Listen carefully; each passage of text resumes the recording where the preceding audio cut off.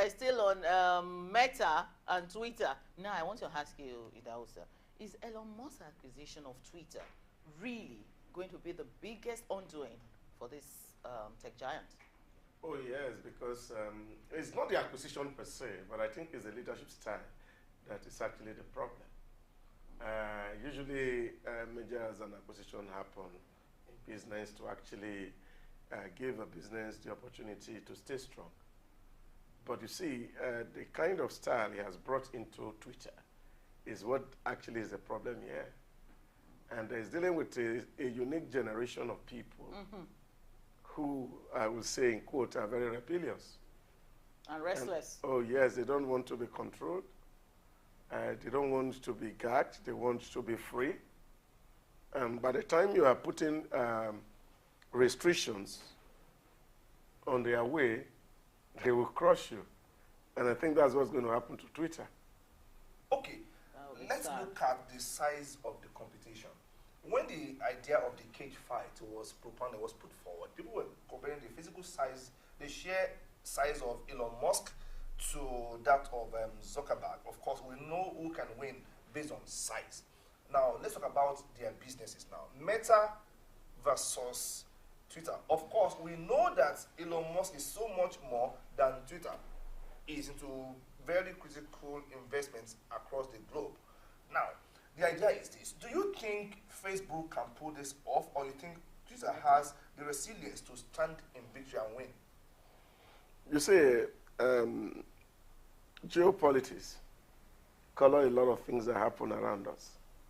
And don't forget that, of course, what is going to happen in the American election is also a great determinant on this particular fight, because that's where the corporation fight is happening. And you see from the intro you gave on the decision to set up a council to look at banning or unbanning Donald Trump in the election, this is also very critical to what is going to happen in this particular corporate struggle or fight, as we may term it. Here, Facebook has established its identity, and Meta is trying to improve by the day. But also don't forget that based on this restriction and this unilateral action taken by Elon Musk, a lot of people have been looking forward to alternatives. And this is what Meta is offering, the threats. And this is why you see a lot of people are jumping at it. Now, but the only challenge we're going to have here is to see if Thread will be able to produce a friendly user interface like Twitter. Because, of course, we've seen this between WhatsApp and Is it Telegram? Telegram. Yes. With all the promises that came, you find everybody rushed to Telegram, but you still see that the interface of Telegram and WhatsApp are not the same. And so this is where what is really going to happen. Innovation, creativity, and seeing who is going to produce that friendly interface that the audience, who of course the spectator in this warfare, will appreciate. You know, it's, to an extent, maybe I differ a bit. I differ a bit because the difference in terms of users, although Thread has just been a day old, so to speak, but Twitter has over 395 million users across the globe. That's what they have. For Thread to be able to amass such a number, it's not going to be a chance. One, Okay. two, secondly, you know, I do not particularly think people are going to dump Twitter like that so quickly. Why do I say that? You remember, I think that was sometimes in 2021, Facebook was down for almost 24 hours. And that's why many people migrated. That means Facebook, WhatsApp stopped working for about 24 hours. Many people had to, resort to other apps. There are about 47 other real-time talk apps, and Instagram, Imo, all of them, plenty, So people had to, use those alternatives. I think people just will, for some time, still be using the two. Okay. Because you also find see, that nobody is- many Can I come in here? Can I Okay. come in here? We are not saying people will stop using Twitter. It's about what share of the market are you going to Okay, get. yeah. Whether we like it or not, Thread will take a maybe not major, a sizable chunk of the market That is it, from Twitter. from It will Twitter. challenge Twitter's dominance. Let's not forget Yes, that. challenge, yes. Let's not forget the fact that Thread is integrated with Facebook and with Instagram. Instagram, yes. To even set up an account on Thread is so easy. They will ask you, You just do we don't use your Instagram account. account? And they migrate your profile there. Now, because of that particular homegrown infrastructure in the context now, Thread has an advantage. It will see further because it is resting on the shoulders of giants, Facebook and Instagram. It does that. You see, my own take here is not just about the number of followers that Twitter has had. The real issue is here is the protest that you are going to see. This is the real migration issue. Because what people are actually against is the dictatorship, in quotes, of Elon Musk. And we're living in an era where people like a democratic space. Yes. People are allowed free expression. People are not unnecessarily gagged. You see, bringing a father figure into the use of social media will be an undoing for Twitter. That's the point I'm making. I'm certain people will also consider, particularly those people that are tech savvy, they're also going to consider the vulnerability. Because it was IP server of Facebook that was compromised and affected all the apps across board in 2021. So, and Twitter has never had any of such challenges. So I believe that people will still maintain why they use Yeah, but you see, I don't have a problem with... You see, what is at stake here, really, for me? Why Thread is launching at a very, very critical time. You see, in branding and in marketing, there's something you must understand, and that is very fundamental. Is the fact that if you fail to implement a little strategy that will tell you how the market feel like at the moment, it can debrand you. Sure. Remember some time ago, you had a dominance of picnic in the whole of the market. And you also remember in the early 90s, you saw people who were packaging picnic in cellophane. And they were selling in open market. True. You see, when the new entrant came and brought a new package for those sachet milk, Yes. of course, Picnic didn't see this coming. But Cowbell took a sizable chunk of the market from Peak because of the innovation that was meeting the need of the market at that time. So this is what it is. So if you say, oh, you can set a limit to which I can operate my own account on your app, then I leave it to you Okay. to be there yourself. Let me back you up. People have said that disruption, corporate disruption, takes place at the intersection of unfavorable sentiments and alternatives. And that is what you're saying here.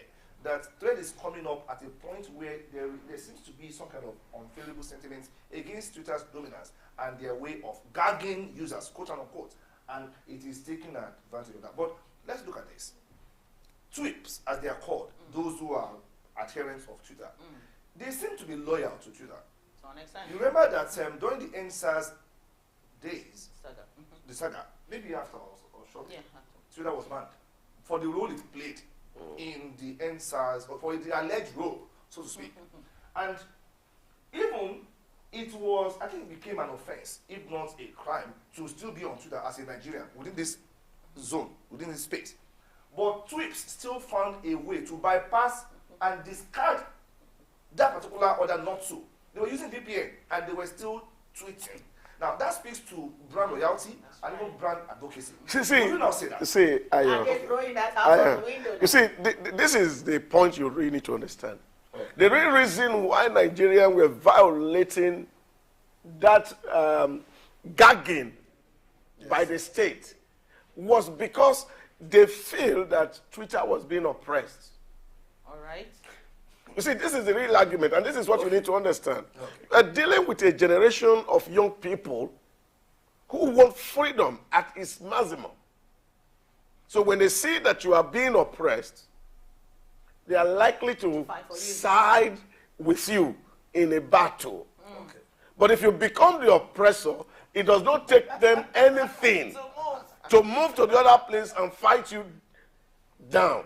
This is what you're saying. So that loyalty was precipitated on the fact that Nigeria was trying to gag their freedom of expression. But now that it's Twitter that is trying to gag their freedom, I can tell you this generation will fight Twitter. So what do you think, really? What do we think?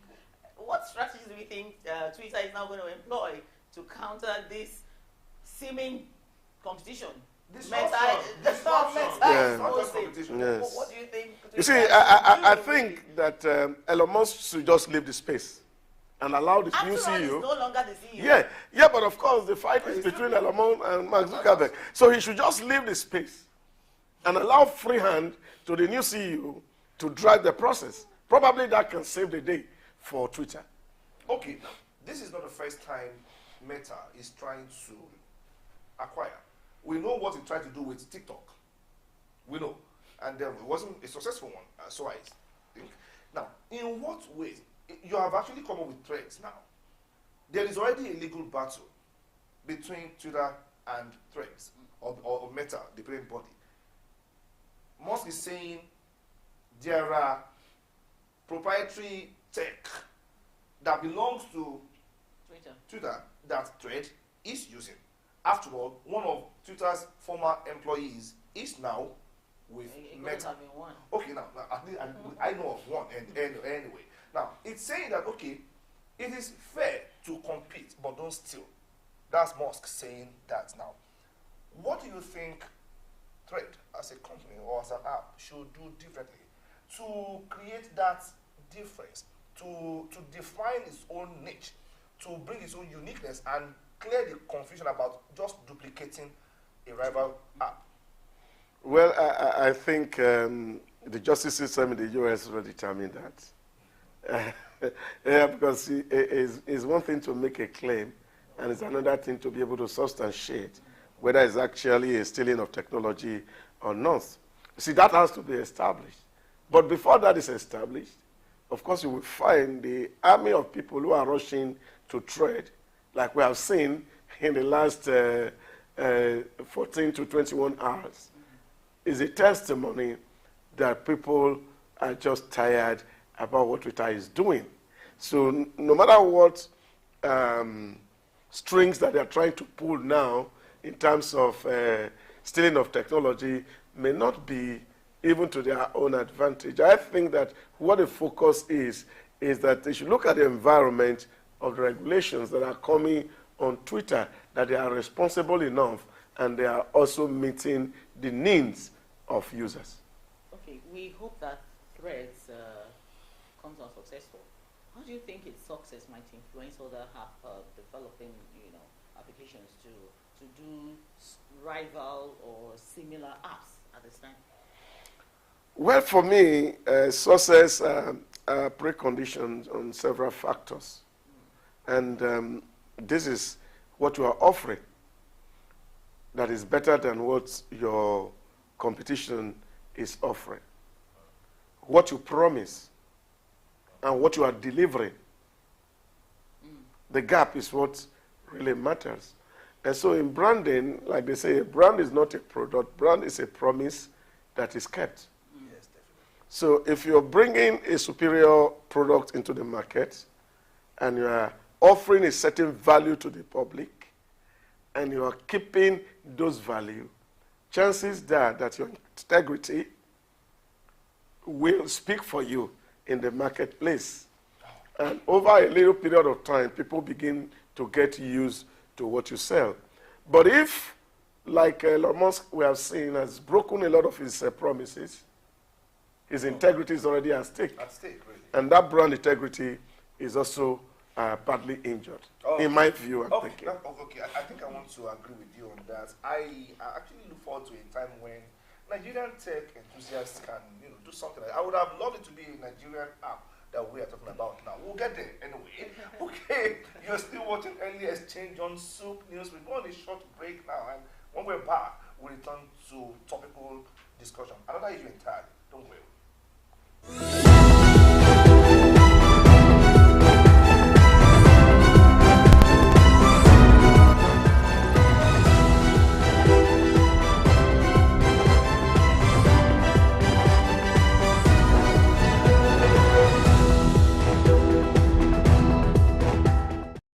Leave the comfort zone of friends and family. Once you've proven the concept with friends and family, reach out and grow.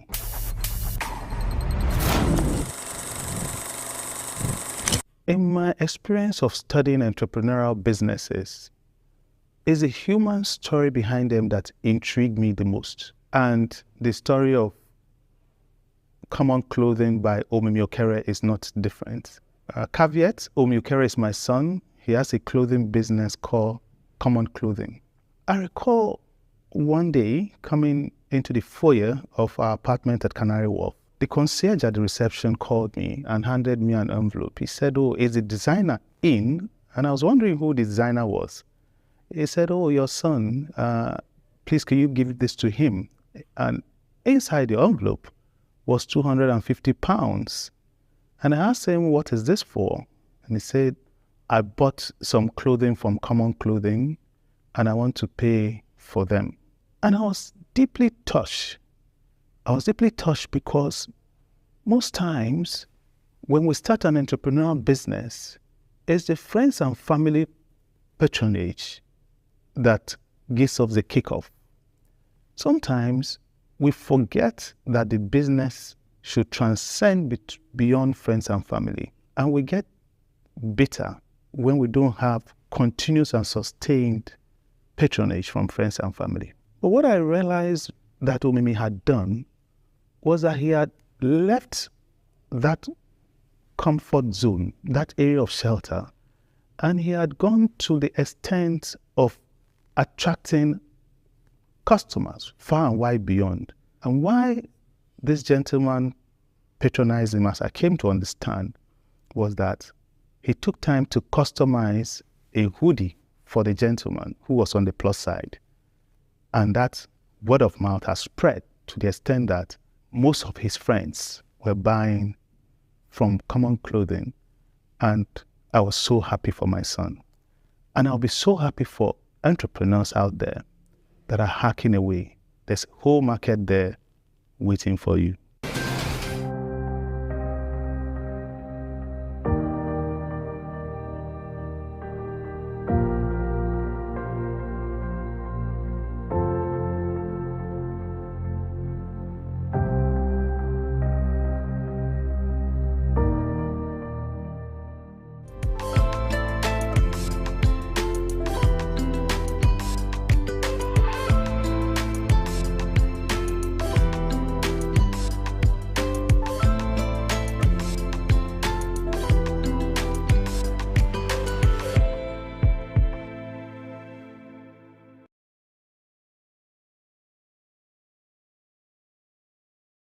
The second issue we're going to be examining today it's been in the news in main headline today, and it's about President Bola Ahmed Tinubu signing 4 executive orders into law yesterday.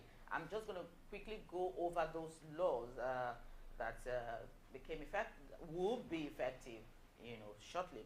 The president says reverse the financial act that was supposed to become effective on the 28th of May 2023 and postpones it till 1st of September 2023. Also, some of the laws signed by former President Muhammadu Buhari, which include custom tariff and 5% tax rebate on telecom services, were repealed.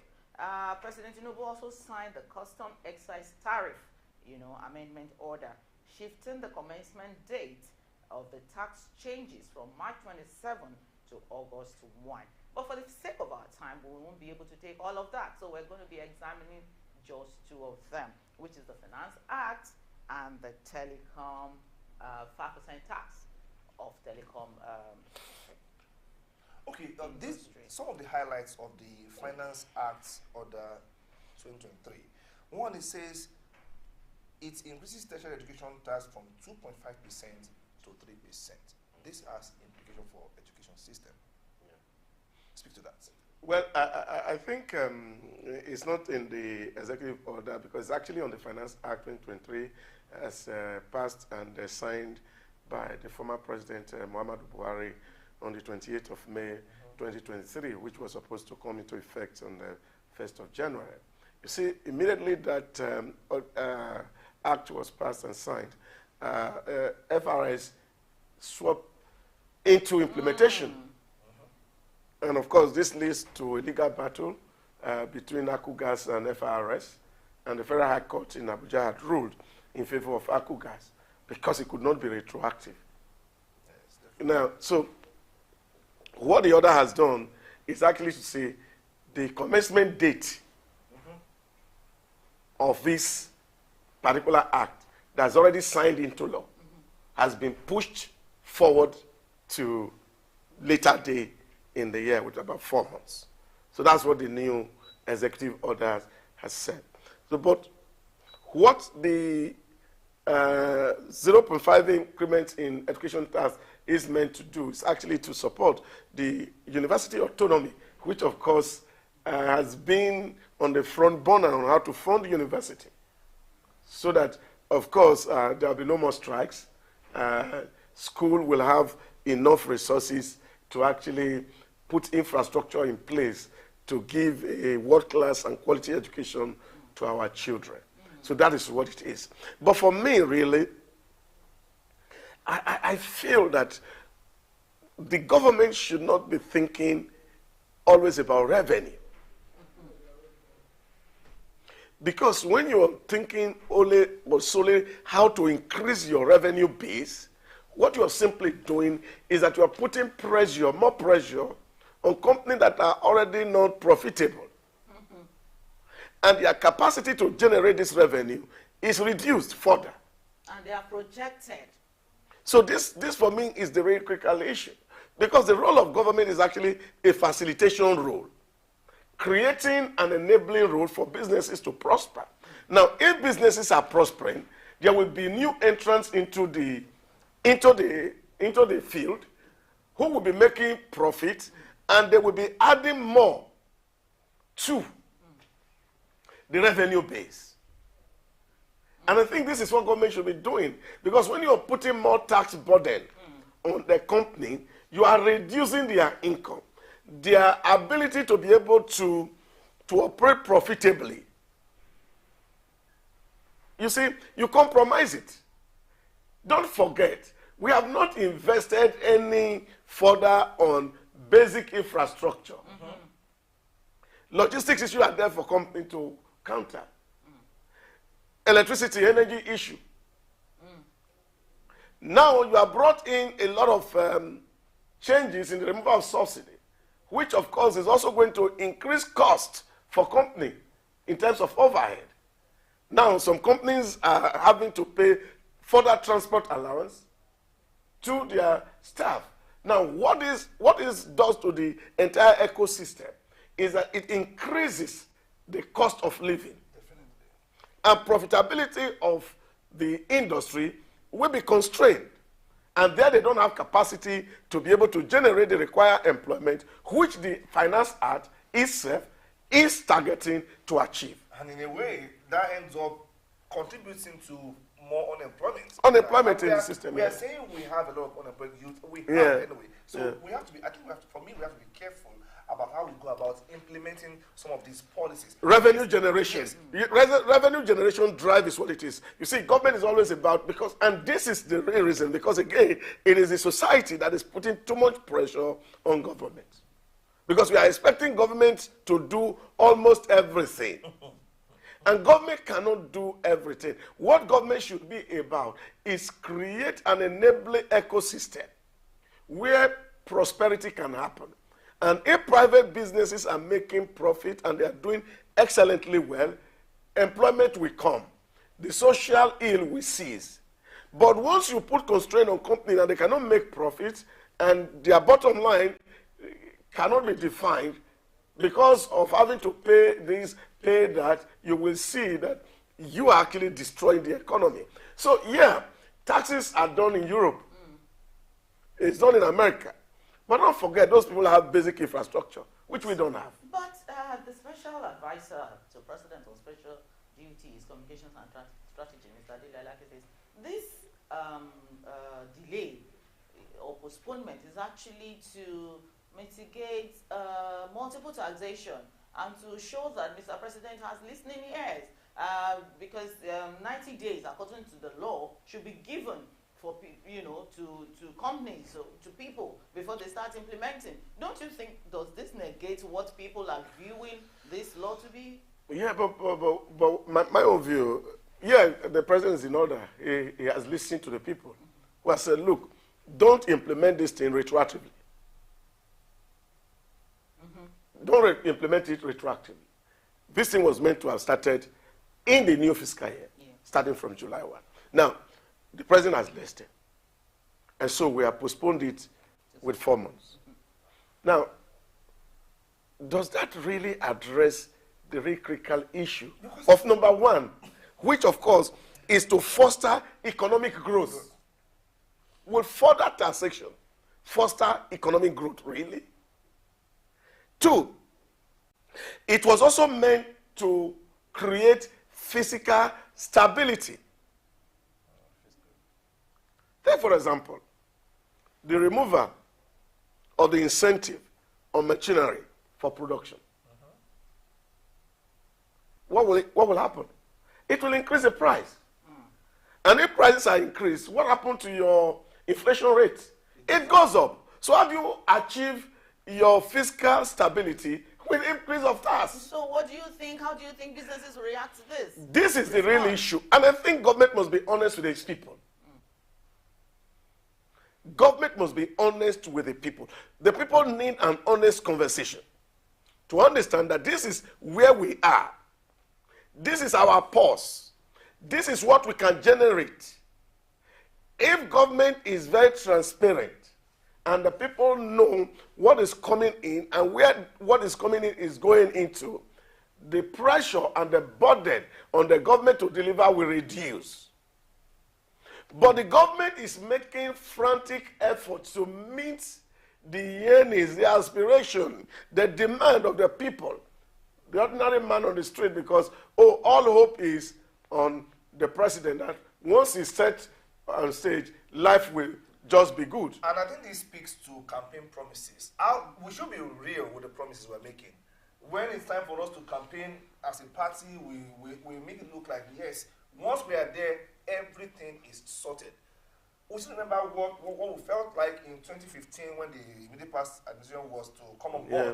For many people in Nigeria, it was said to be, okay, this is the final Messiah that will come. With due respect to all he did, actually, but people still say they didn't get as much as they expected.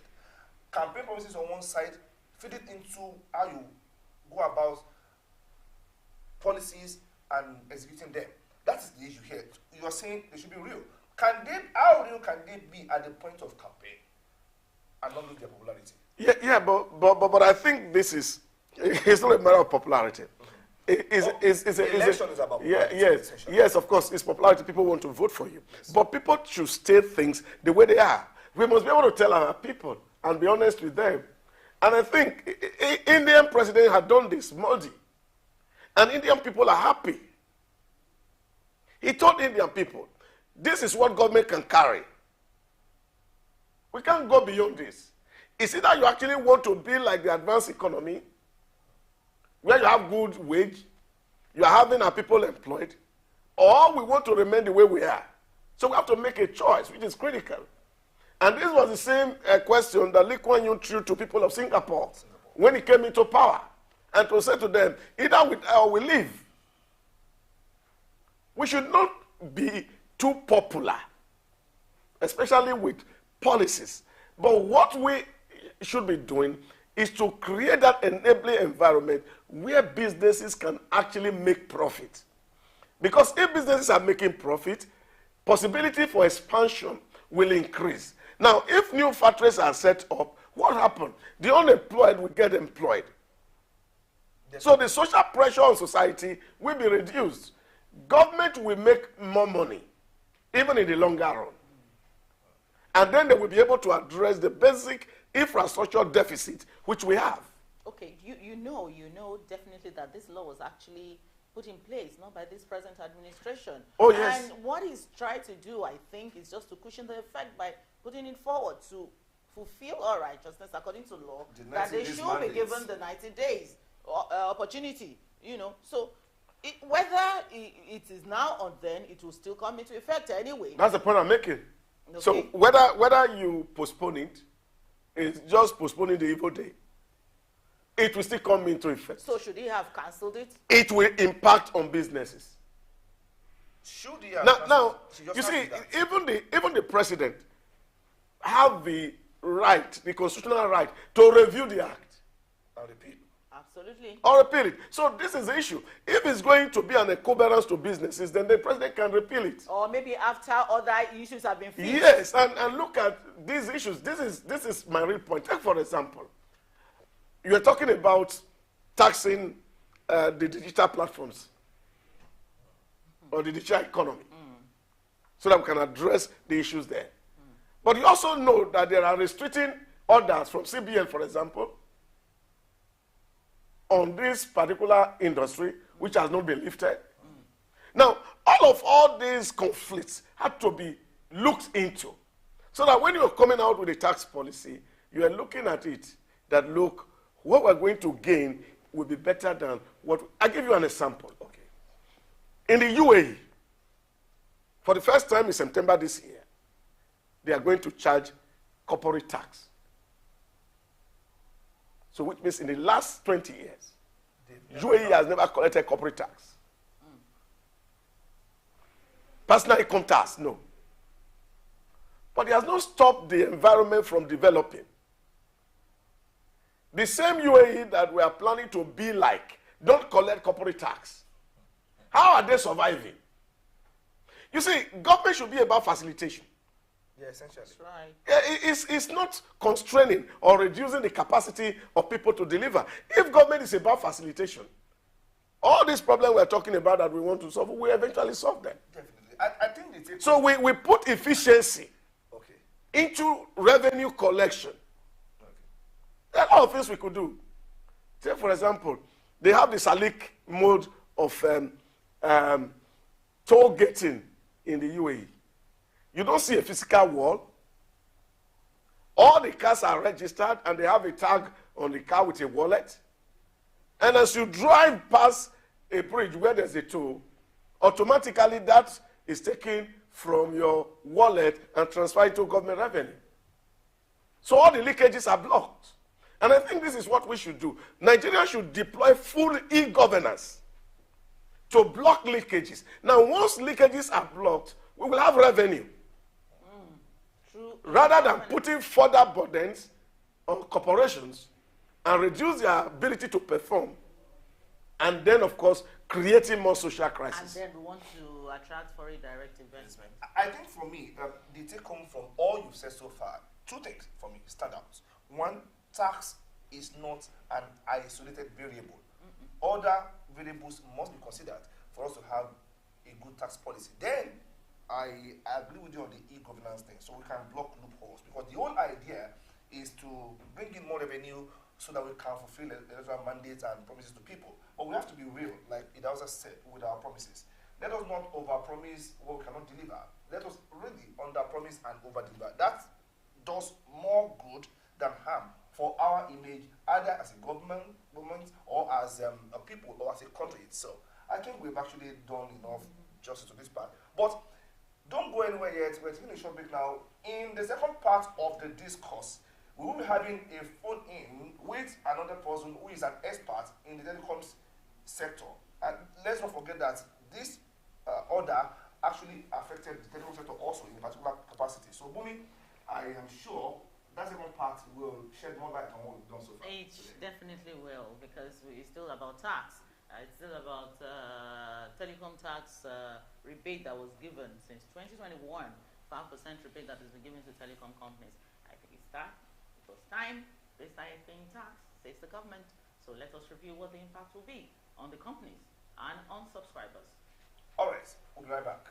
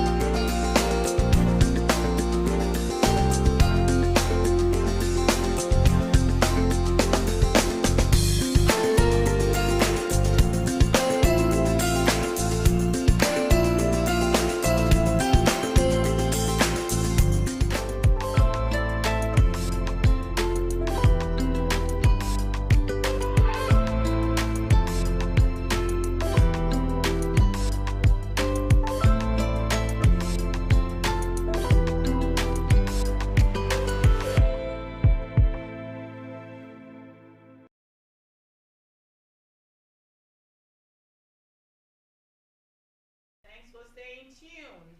Now we're going to be talking about tax concession, on telecom operators in the land. They've been enjoying that tax concession since 2001. Yes. Now to speak authoritatively to the issue is no other than Engineer Gbenga Adebayo. Gbenga Adebayo is the chairman of the Association of Licensed Telecom Operators of Nigeria, ALTON. Engineer Adebayo, welcome to our studio. Can you hear us? We're online with Engineer Adebayo. Okay. Good morning, Engineer Adebayo. How are you today?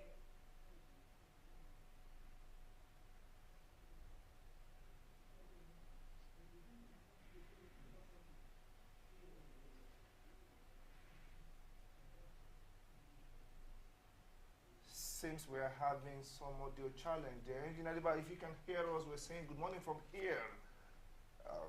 Is on Zoom waiting for us to connect. And we are here with you. Engineer Adiba, can you hear us? Hello. Okay, while we await that, yes, we know that. Okay. Let me do a quick rundown of what is being concerning that tax concession the federal government has been given the telecom company since 2001. You know, the industry was liberalized then, and that was when the GSM operators came into town. And since that time, you know, there's been tax concession for the operators. The government implemented these concessions to encourage investment into the country and grow the sector, recognizing the potential the telecom sector to drive economic development and provide essential services. You remember what it used to be prior. Oh, you don't want to go there. You don't how want to challenging go and difficult it was. And using telecom used to be to the rich, I you keep know, saying at the something, time. those were dark days in the telecoms sector for Nigeria as a whole. Because I remember growing up back then in the early 90s, on our streets, maybe only one person had a telephone line. Well, some would say it depends on where you grew up in the first place. But I know that only our landlord on our street had at some point. Of course. And for those who did not have, there was a particular family that the parents were living in the east, and the son was here in the southwest. So if the parents would communicate with the child, they would call the landlord 2 weeks before time. Landlord, please help me tell my son, on the 5th of February, by 7:30 a.m., I will call. Trust me, that day, the boy will be there by the telephone, monitoring the phone. Okay. But then, when we entered the 2000s, the things changed. Are we ready now? I think. Okay. Okay, so go on. So now, okay, we have engineer there. Engineer Adibayo, it's good to have you on the hook with us. Good morning. Good morning. Thank you for having me. Thank you for being here with us. I was just taking a quick rundown of what it has been with tax concession for telecom operators. Now, just yesterday, Mr. President made a pronouncement of tax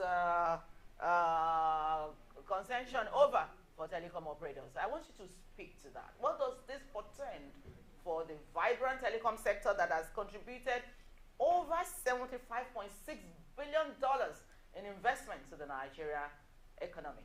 Please talk to us. Thank you for having me. I think it's a good development for the industry. I also think it's a good development for the subscribers. It also goes to show that government of the day understands the plight and the pains that the Nigerian public are going through on account of many changes that are going on at this time. But I must place on record that the issue of 5% excise tax has been in discussion prior to this administration. And we do have a record that the previous administration, the former president, through the request made by the Honorable Minister for Communication and Digital Economy, Professor Isa Ali Ibrahim Pantami, had granted a waiver and an exemption of the industry from the payment of that excise tax.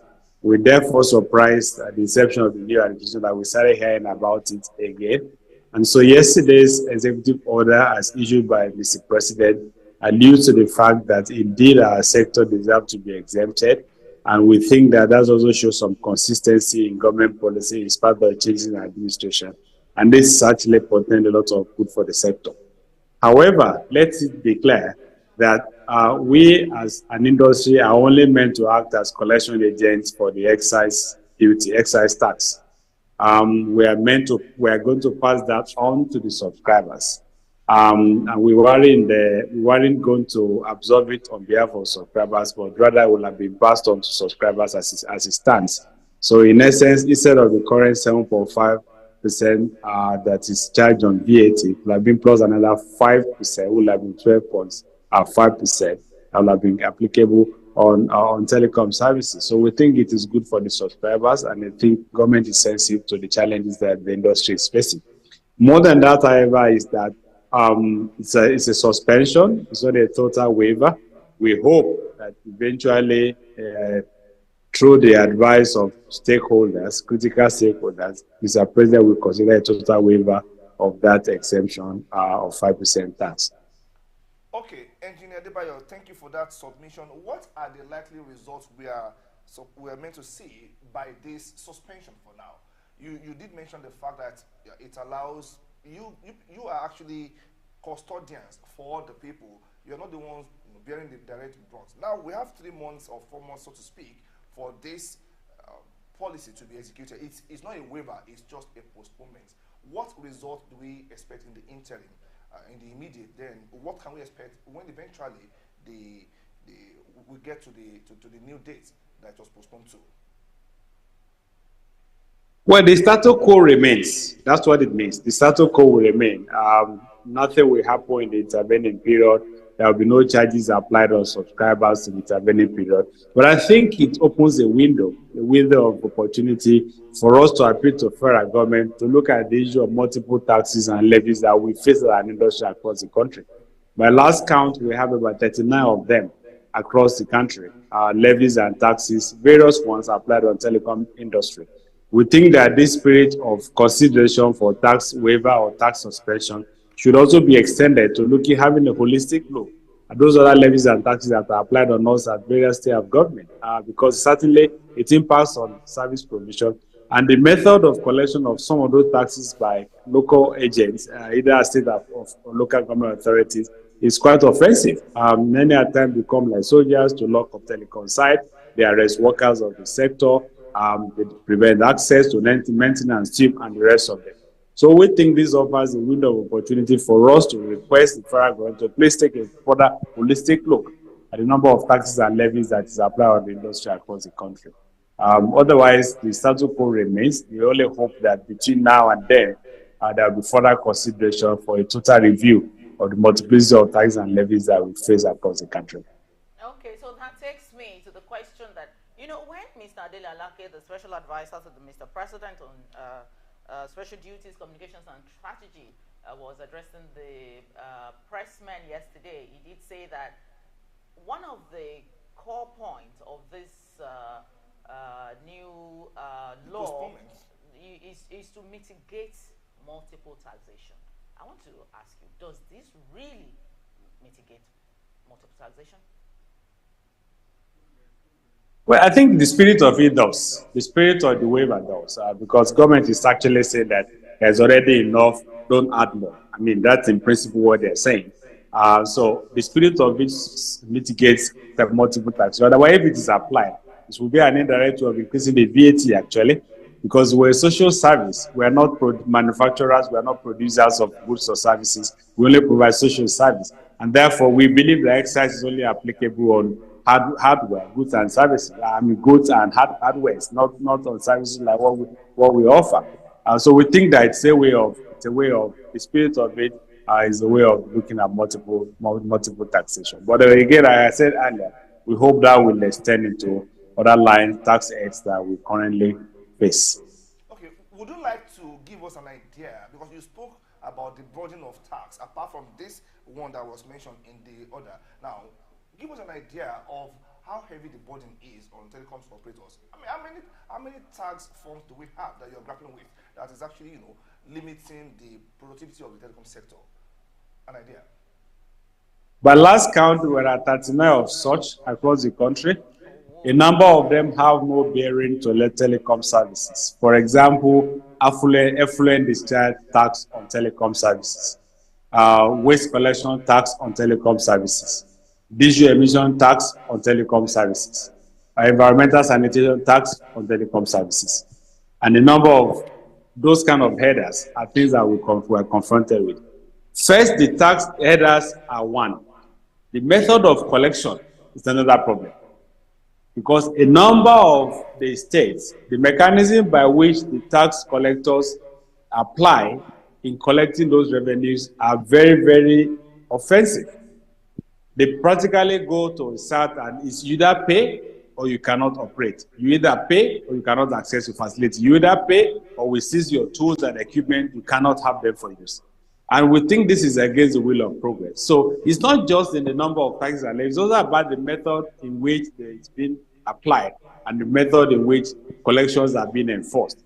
And there is no recourse for the service providers. So many times we are forced either to discuss, or we are forced to shut down site, or we are forced just to abandon whatever it is that you are doing. I would think that is acting contrary to the way of progress that we are making. So these headers and these taxes as listed, we think the government has to look at it holistically. There are those that are clearly provided in the statute: income tax, education tax, corporate tax, and all of that. These are recognized, and we don't have a problem with all of those at all. Where we do have problems are those taxes are levied that are introduced that are one multiple in nature. Appears at different level of government. Federal government applying one tax, state government applying the same tax on the same service, local government applying and enforcing the same tax on the same service. For example, let me take environmental impact assessment. So the provision of law says it will be done by a federal minister of environment. It's one site domicile at a particular location. Once you have an environmental impact assessment, which is called EIA for that particular site, we believe it succeeds because it's only one location. We believe it succeeds for any other agency of government authority that we want to have it. But you do an EIA with federal government, state environmental authority will come and ask that you should do an EIA on the same site. Local government will come and say you should do an EIA on the same site. And for all of this examination that is being done, levies have been applied, money is being collected, renewals are being sought on a yearly basis. That's just one example. And among other things, in doing that, the process is just not acceptable. And we think that given the contribution of the industry to the economy, we deserve better than what we currently experience in terms of array of taxes and levies. Because at the end of the day, in one form or the other, this increases the cost of doing business. In some ways, it is passed on to the subscribers. Okay, this method of collecting tax across all tiers of government has been going on for years, and the association has been alive also for that long. What have you done? Because I've been hearing this for all my years as a telecom reporter. What have you done, and where exactly are you in discussion with government?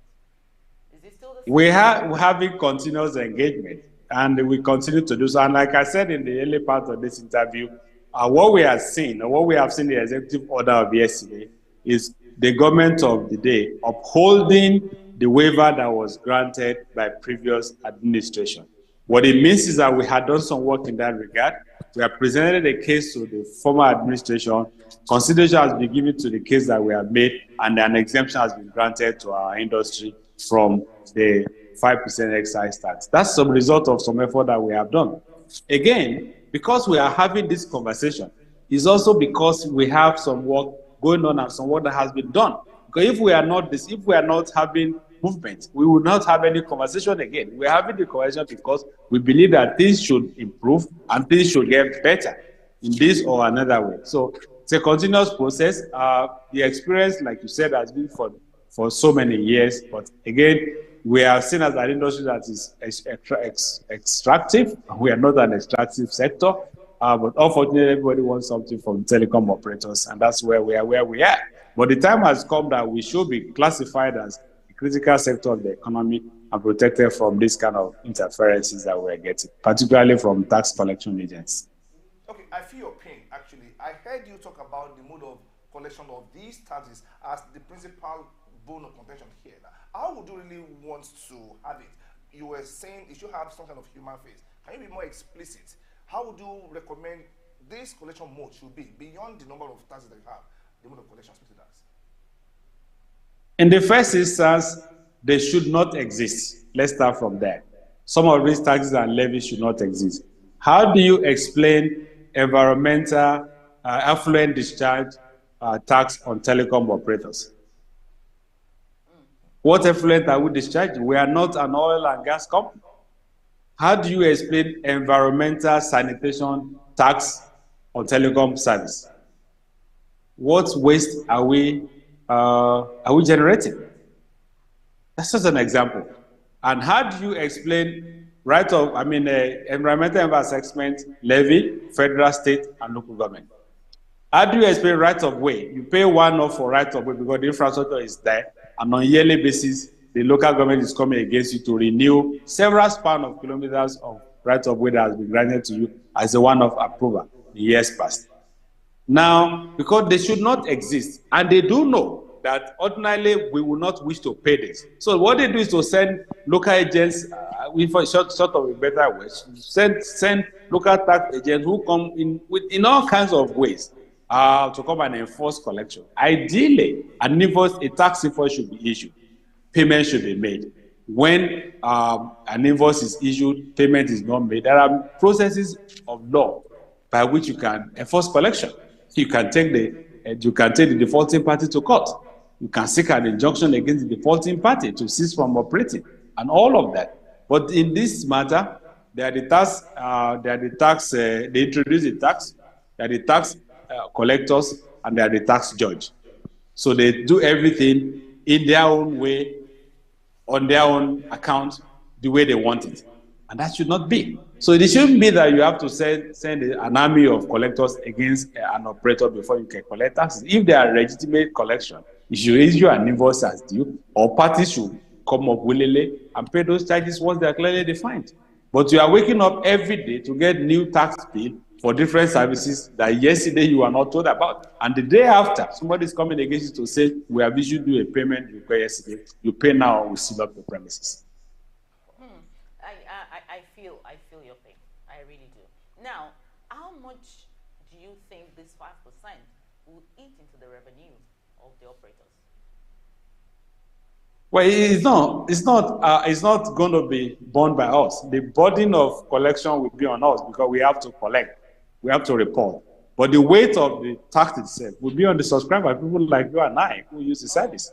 So it's not going to take anything away from us other than the burden of collection and administration and reporting to government. The weight of it actually will be on subscribers like you and I who are going to have to pay more. So we're going to be charged higher? Because eventually we will be the one to pay, to bear the brunt. Absolutely. I want you to say that. Are we going to be charged higher now? Oh my goodness. If it is introduced, I'm sorry to say yes. We are going to have to pass that on to the subscribers. Okay. I hope you'll be able, as the chairman of the association, I know you've been doing a lot over the years with the members, but we hope you will be able to still engage government on this as a non-stop attempt. For me now, my hope is that you are able to come to a point of waiver.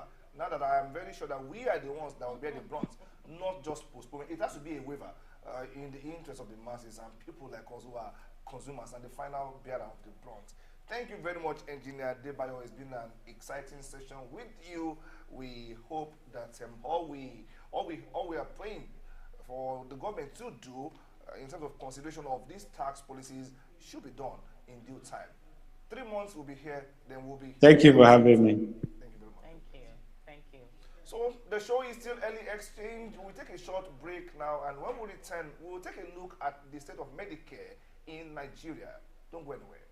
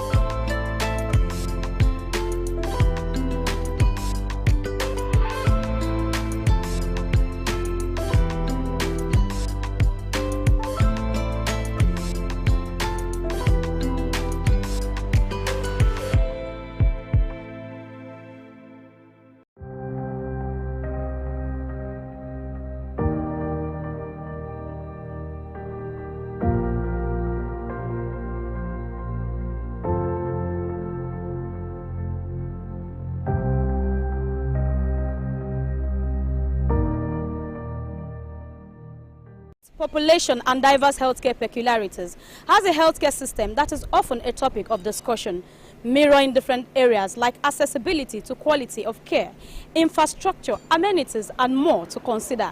Join us as we speak to citizens from different walks of life to hear directly about their experiences, thoughts, and suggestions regarding the sector in the country for a healthier future. My name is Grace Komolafe. Well, I would say it's improving. It's improving, and it can only get better. God helping us. Yes, infrastructures, then amenities. But I would say maybe the doctors are not, we need more hands, I think. There's a huge room for improvement because we all know, I want to believe that we all know, it's very obvious that the sector is not what it should be. If you look at most developed countries, if you look at your health care center, you'd see from the infrastructures, from the equipment that they have and all, you'd see that we in the third world country have a lot of things we have a long way to go. You know, there are still some changes that I feel personally they need to make, even not regarding the equipment that they have and infrastructures. Some policies are very, very, very, very terrible. Unfortunately, I lost a colleague 2 weeks ago. I would not call the name of the hospital. It's on the island here, and they still they practice the policy of having to receive money or collect money from the patient before they could treat the patient, irrespective of the fact that it was an emergency. I feel it's still not there yet, because there are a lot of complaints we see. Even personally, I've experienced. So it has not been, experience has been bittersweet, not,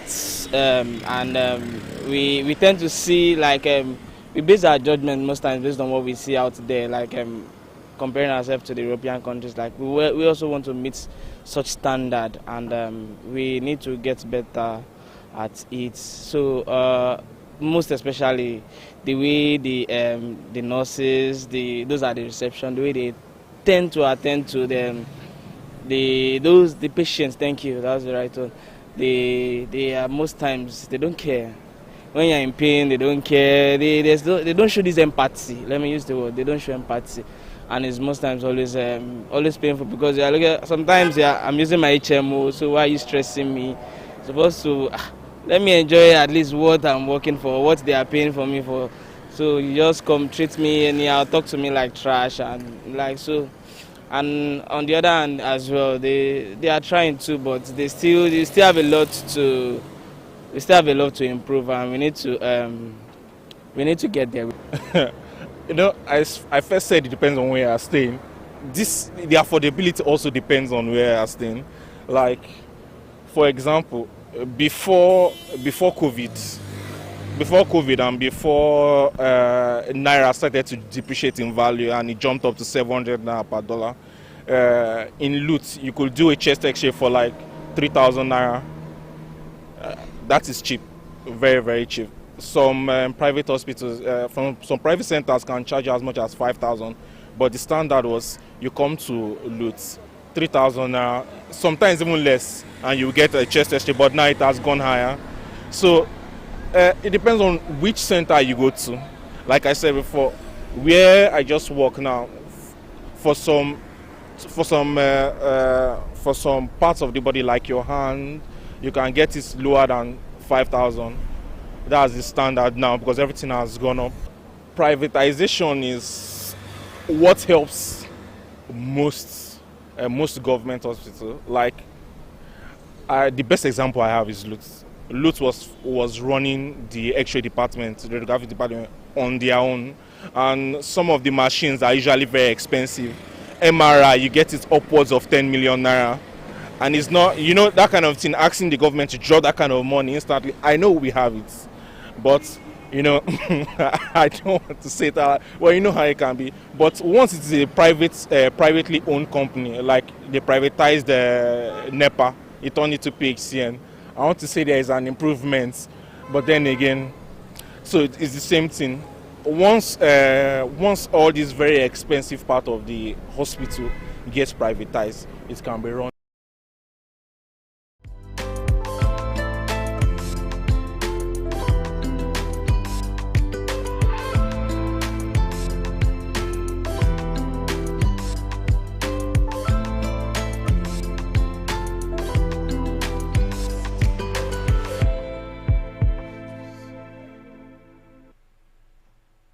Welcome back. The show is still Early Exchange on Sook News, and we're glad you're still watching us. You saw that video there talking about the state of Medicare in Nigeria. Most of the times when we talk about health in Nigeria, it's all negative. But for the sake of putting it in context, I think we have some wins that I like to speak to. For starters, after the COVID-19 pandemic, essentially, Nigeria is said to have actually strengthened its surveillance mechanism or system, which in itself is a plus. It's a plus. Apart from that, from time to time, you have this immunization program across schools for children under certain ages. Thumbs up. The government is doing that.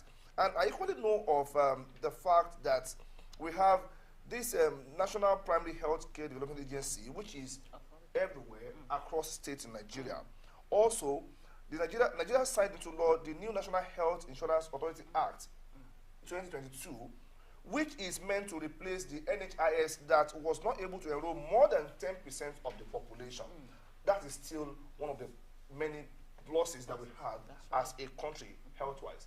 But then, we cannot shy away from the challenges that we have in the health sector. No. For starters, even as at yesterday, it was in the news that resident doctors gave an extension of ultimatum by which they are going on strike if they don't have 20% increase in salary and some other allowances that they were asking for, which of course is a fact that we still have issues. Now, a particular report says that in 8 years, between 2013 and 2021, health workers or health professionals embarked on strike for 300 days at a stretch. Now, this looks like just a number. It is not just a number. Because for every day that health workers go on strike, lives are being lost. I have cases, I know examples of people who lost their life because health workers were not on duty. It's like saying soldiers going on strike in the face of war. That is unimaginable. Now, beyond that, beyond the workers' strike, we have this key factor. Let's look at the budgetary allocation to health in itself. Okay? Now, in 2016, we gave 4.1% to health in the Nigerian budget. 2017, 4.0%. 2018, 3.9%, and down to 2022, 4.2%. This year has actually witnessed the highest allocation to health sector in our budget, which is 5.75%. But before you clap, hear this. That is still falling short of the Abuja Declaration by African Union, which says that every member country should give 15% budgetary allocation to health annually. So these and many more are some of the issues we're taking a look at in this discourse. And I am not alone. We are not alone here. Juvie Ofiene is here, one of our in-house analysts. Juvie, how healthy are we in Nigeria, for starters? A very good morning to you. It's always pleasurable being here. How healthy are we in Nigeria? Well, very poor. Very poor in terms of what is obtainable elsewhere. Very sick. Very critically sick. If you take into consideration the numbers of medical doctors that want to actually japa from the country, it tells you there is something wrong and it should be given urgent attention, as it were. Otherwise, man, in a couple of years' time, we probably will be having a national issue on our hand. Now, how do you think Nigerian government can actually increase the funding? Because it's critical. Number one, we are falling short of the AU's recommendation. How do you think we should? Government should increase the funding? back to it, some states, let me quickly say this, Lagos State seem to be doing well. I've heard the announcement about the whole Ilera, the primary health. I mean, something you could do, and other states are doing what they can do, but we should do more, because we're poorly, this area, just like our educational sector, is still poor. What is allocated to it is poor. It's meager compared to what you allocate to every other sector there is. So government will need to sit up and know that it's important, not just to the well-to-do, but to the man on the street. Because if the political class and the well-to-do would prefer to go for medical checks and tourism outside the country, let those who don't have so much, let them have something that could cater to their needs. Because as it is right now, Nigeria is very low on the rung when you look at Africa. We're not even saying the rest of the world. We're very, very low. We have a 5.5 live births per woman and a population growth rate of 3.2 annually, 5.5.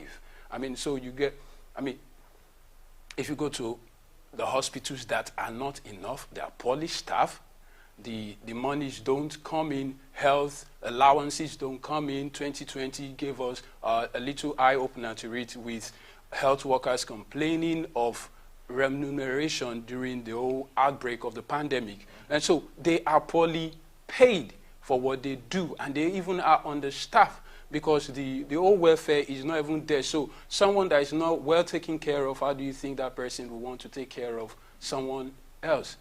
So it's more of, it shows what is really happening in the whole system, the whole Nigeria. We need to wake up. If our education is not all right, if our health is being tampered with, then what else is not being threatened as it were right now? Let's speak to the brain drain that you mentioned earlier. Yeah. We know that sometimes in 2022, it was reported that over 5,000 Nigerian doctors moved over to the UK. In just the UK, years. just the UK alone. If you factor in Canada and other parts of the world where they think they can have better life or better reward, better valuation for their services, you're talking about over 10,000 or more. And as we speak, a Nigerian doctor is leaving the shores of the country for the so-called greener pasture. And you know, it takes a lot to train a doctor. We are training these doctors with our resources here. It's a pull and push. Pull and push. We're training them for some other climes. Yeah, while I wouldn't want to nail the doctors, essentially because if you think you have a better offer anywhere, maybe you go there. You have this freedom of movement. But then, let's look at it. To what extent are we jeopardizing our health as a nation? Because the ratio of doctor to patients is ridiculously low in this part of the world than we have it elsewhere. Speak more to this. A bulk of it still, we will still have to get back to government, because the whole the National Health Act that was reviewed earlier, you know, it was first in 2014, and you said it was reviewed. You know, government plays a major role, framework for regulation, development, management of national health system, set standard for rendering health services in the federation. So do we have standard that is being upheld? We don't just talk around these things. If you, I mean, a basic primary health center in my local government area, you don't want to take your enemies down there, with due respect, because those places, you get their ventilation is bad, almost nothing is working, almost nothing. So people pull in more than what they should, and people break down in the process. Nothing seems to be working in that sector as it were. We are getting vaccine for malaria. We could get eucalyptus, citrodora, tulare, neem, I mean dogoyaro. We could get these stuffs here. If we're still looking outside for, I mean, to strengthen our own health sector, there's a problem. I mean, we don't have enough primary health center.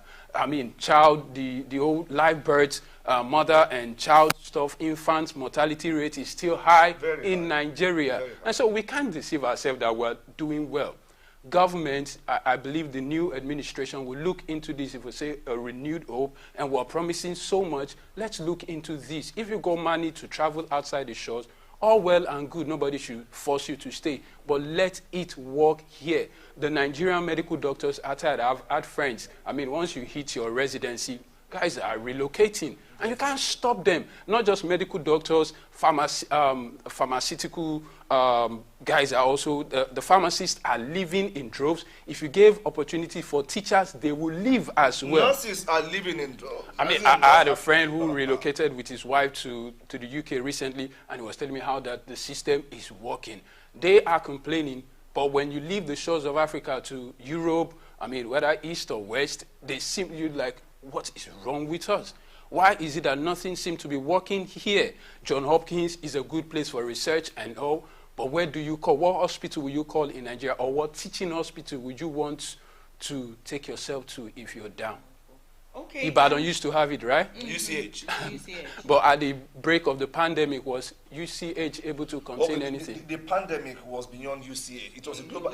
You call it a pandemic for a particular reason. But we've got schools of epidemiology. I mean, we've got epidemiologists with world. I mean, according to world standard, they are up to par. But when it came to the nitty-gritty, we could not handle it. Even developed nations could not. Because the world was not prepared. Okay, so let's not go into the pandemic right now. You know, I'm concerned about how accessible and affordable, you know, our healthcare services in Nigeria. I'm concerned because there was something President Tinubu said when he assumed office. He said he has the willpower, and he even backed it up by his name. He said if it's not done, and he said, I am. Because I am Bola Ahmed Tinubu. He's got the willpower. What is it that our leaders lack the willpower? Because I am sure there was a time in the ICT industry when the government said every computer system used across every agency must be made in Nigeria. And that was when the Omatex and the Zynox of this world thrived. What does it stop the government to say every political office holder, let them stay in the country, right? For their Medicare, nobody travels abroad. I think you've said it all. We don't need to bandy around this. I think that will not only stem the medical tourism itself. It will make us the resources will be here. We'll bring our resources back home, right? So we'll have to invest in it. We'll make it work. Not just have buildings that you don't go in yourself. Okay, I think the last administration, the vice president had an operation where he did here, just to give a little credit to that. But the truth is, your local government area chairman does not want to be here for medical checkups. But he wants to be here to spend the money. Yeah, we take the money here, we'll go plunge it in other economy. For some people, it is a thing of status. So you go to the UK and you do a picture, you snap, and you send down like you're sick, but you can't be treated here. You make the money here, you're sick, you can't be treated here. You can go to school out there, but you can't school here. So it's just the same thing that affects our education is affecting our health. Okay.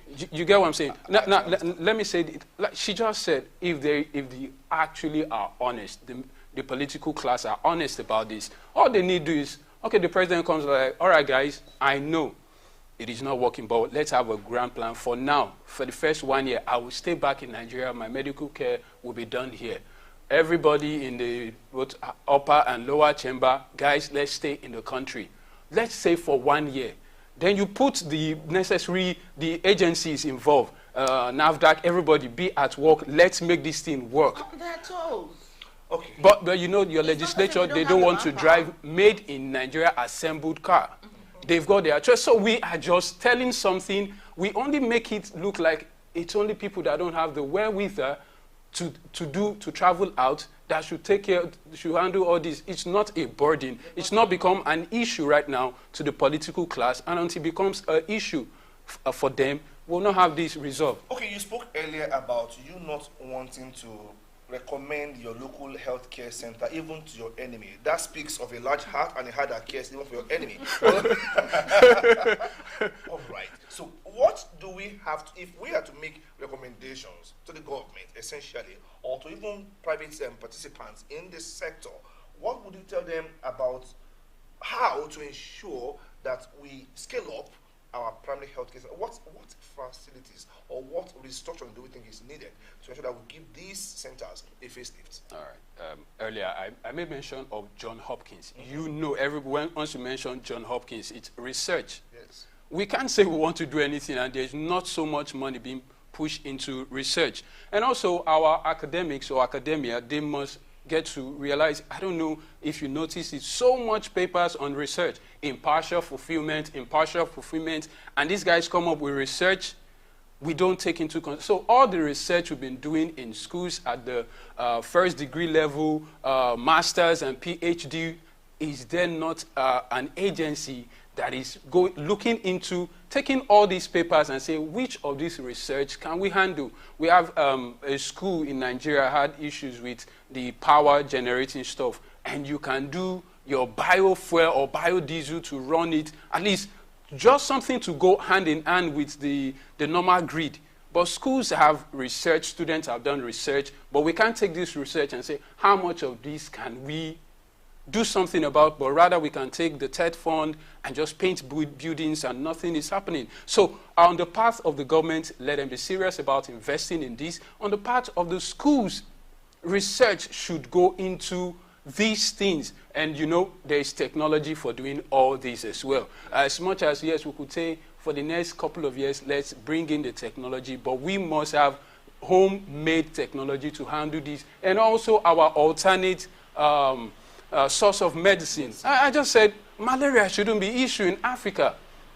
But you know, you can't handle malaria if your immune system is actually down. If hunger is another problem in Africa. Hunger, if you can't handle hunger, let's leave. Malaria will always hit you because if you have immunocompromised, you would always fall ill. Just on a lighter note, before Bumi asks the next question, you were asking about the research papers. What is happening to the research papers? Yes. If you get to find out, you will find research papers with the woman selling corn next street. You will. No, we found couple. I mean, it's not the woman selling corn or popcorn Kose or granola. Akara. You will see research papers, publications there. Yes. That is the end of that investment at that level. And we go nowhere. Nigeria is said to be the only country in the world that consumes what it does not produce and produces what it does not consume. We're actually not producing much now. No, we still are producing some things, but we're not consuming them. Actually, our bad people are still making shoes. We're not proud to. What you have on your feet is not about made shoe. I challenge you. Well, actually, a friend made this, so this is more of. No, blessed memory. This woman was championing that. This Okonjo-Iweala. Akuili. Okay, then, Dora, rather. Made in Nigeria stuff. Just to buttress what I said. Okay, now we are in the era of telemedicine. Okay, I know a particular hospital somewhere in Eastern Africa. I can't remember the name now.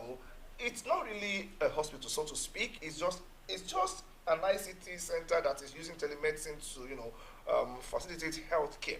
Before now, ICT was a back end to every business. When you have a hospital, the clinic is your front desk or your front end, while ICT was the back end. But today, every business uses ICT as the front end. Physical locations have become the back end. Nigeria, where are we? Well, health-wise. We've been talking about ICT and all that, and AI is into everything. Nigeria, we've got hope. I don't want to speak as someone. No, we're not hopeless. we've got hope, but we're pulling our weight. But maybe in fintech. Yes, but in the real sense of it, even in technology, the technology you use AI to run. I mean, AI doesn't run outside technology. Someone must build or create the technology. We've got a whole lot to do. We need to overhaul all we've got, everything. Otherwise, ICT will keep borrowing. And like I said, in many advanced countries, which Nigeria will get into very soon, there are some medications you don't get it over the counter. But in Nigeria, we do self-medication a whole lot. And so people, yes, we don't earn so much, but because of the predominance of poverty in the land, people can't even afford to go for the one available. So they do the over-the-counter, self-medication. You just take gene and something. Someone just tells you, take this and this and care. So we can't even talk about this as it were right now until we take care of another issue. I made mention of hunger earlier. Let's take care of hunger. When your body has what it takes to actually fight off any ailment for a while. Yes, but when the majority of the population are always down, we can't handle this. How do you think public-private partnership can be strengthened to leverage, because we have a lot of brain. Many of our people that are even traveling abroad, they are treated by Nigerian doctors. Okay, so how do you think partnership can come in to, strengthen and leverage on this expertise that we have in the country? Well, a great deal of it still boils down to government, the will, the political will to not just, we have so many good white papers. I've said it over time. We've got, it's not the idea that is lacking. It is the political will. And we're not just looking at we should also start to look at the traditional medicine, the natural, the homeopathy, and every other thing to bring in side by side with what is obtainable out there. Because if you go to China, they don't just go into all this treatment. They've got, people take Chinese tea in Nigeria. Yes. Don't we have enough herbs we could package in that way and do stuff? But government needs to come in, encourage the herbal practitioner, the farmer, cognosis, and not just have them in schools. We have things that will go hand in hand with the foreign, the way the other countries do their stuff. Let's consolidate on that and see what happens in the next, let's say, 5-10 years. Let's see what happens. Because, yes, government needs to come in and partner with private stuff, but what are they partnering? Just bringing in technology. We've got herbs. We've got research on ground. Let's see what we can bring to bear on this thing. Yes, government participation is very important. Okay, there is a particular constituency we have to take a look at this point in time, the rural communities, okay? Yes, we speak of brain drain from Nigeria to beyond the shores of the country. Yeah. But there is another, I wouldn't call it brain drain, there is this reluctance of health workers to go and serve in rural areas where people actually need them much more than in the urban centers. I wouldn't imagine myself being posted to a village to work as a doctor because of maybe infrastructure deficiencies and so on and so forth. What can we do to encourage healthcare professionals to go into the rural areas and work? It's a pull and push factor. Like one of my bosses would say, Kalas. It's a pull and push factor. Pull in the fact that the developed nations are the ones drawing us, because they have good packages. Listen, the push, that is where the push comes in. Because we don't have facilities to encourage them to go there. We don't have good research system to encourage them to go there. We don't have good packages for them. Who wants to die? Your take on that? I think she just said it. But, and also, I remember one time I was listening when the one-time commissioner for health in Lagos, Dr. Lekik Biton. He said medical profession is not about class and all. It's a service to humanity, which is one of the things, just like the teachers as well, people are forgetting. Someone does it, and I found that with the advanced countries, people leave their countries and come in like, oh, there's this happening here, I want to do this. We rarely will find that, and it's because of our, how do I say that now, how we've grown. It's all about, we are poor. And so we believe the best contribution we bring to the country has to do with how much we earn. But medical practitioner, whether from the Hippocrates Creed, it's service. First is service to humanity. And when that gets into our head, someone could relocate from the United States and go to my village and stay there and say, I want to serve these people. I hope you know, Mbappe is in Cameroon, as he were. I mean, he's in Cameroon just to take care of, there is a foundation of physically challenged kids. And so if that doesn't come to bear, that this profession first has to do with service, love for humanity, and also we can't also free the government of its role, take care of these people. The basic, you shouldn't be in a place where you can't communicate with family and friends. You know, in some communities, once it rains, you go up the hill to make internet connections. I think internet penetration is getting deeper in Nigeria. We're not there yet. We're still very far. It's very far, actually. At least we're getting somewhere. It is actually bad compared to Kenya, compared to what Rwanda is doing. Rwanda, Kenya. I mean, no, Nigeria is way bigger than that. That is why I said we are getting there with time. It's a matter of time for us. Yes, maybe we should have been faster than this. Maybe we should have gone deeper than this. I am not disputing that, but we are getting somewhere. Okay. Now, how can the National Health Insurance Authority, how can it be, enhanced to increase access, to the less serviced areas for healthcare, easy access to healthcare facilities? How can that be improved? I think when you spoke earlier, you just said it. Nobody wants to go to Onyedega. That is in Kogi State. You don't even know where that is.